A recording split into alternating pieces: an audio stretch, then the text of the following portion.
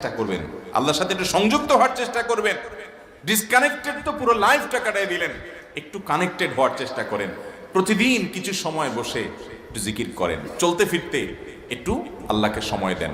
আপনি উপকৃত হবেন, আপনার কল্ব জিন্দা হবে, আমল নামা সওয়াবে পরিপূর্ণ হবে। লা ইলাহা ইল্লা আনতা সুবহানাক ইন্নী কুনতু মিনাজ জালিমিন অর্থের দিকে তাকান, কত মর্মস্পর্শী। লা ইলাহা ইল্লা আনতা, আল্লাহ আপনি ছাড়া কোনো সত্যিকারের মাহবুদ নাই, উপাস্য নাই। সুবহানাক, আপনি পবিত্র, আমি আপনার পবিত্রতা জ্ঞাপন করছি। ইন্নী কুনতু মিনাজ জালিমিন, তবে আমি সেসব মানুষদের অন্তর্ভুক্ত যারা নিজের প্রতি নিজে জুলুম করেছে, অবিচার করেছে, অন্যায় করে আমার নিজের পায়ে নিজে কুড়াল মেরেছি বহু। অতএব আপনি আমাদের প্রতি রহম করেন। এই দোয়া পাঠ করে আপনারা সবাই জানেন আল্লাহর একজন নবী, তিনি জীবনের সবচেয়ে কঠিন পরিস্থিতির মুখোমুখি হয়ে এমন বিপদে পড়েছেন যে বিপদ থেকে উদ্ধারের কোনো পথ ছিল না। দুনিয়াবি সকল সিস্টেম বলবে যে সমুদ্রে নিক্ষেপিত হয়ে বিশাল বড় সমুদ্রের প্রাণী মাছের পেটে চলে গেলে সে মানুষ আবার বাঁচে কিভাবে?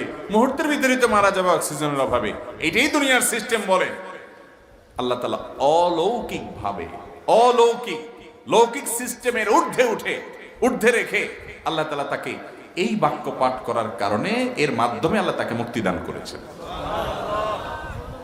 এবং আল্লাহ তাআলা এই ঘটনা কোরআনে উল্লেখ করার পর একটা সুসংবাদ বলছেন আমাদের সবার জন্য, বিরাট বড় আনন্দের সংবাদ। আল্লাহ বলেছেন ওয়াকাযালিকা নুনজিল মুমিনিন।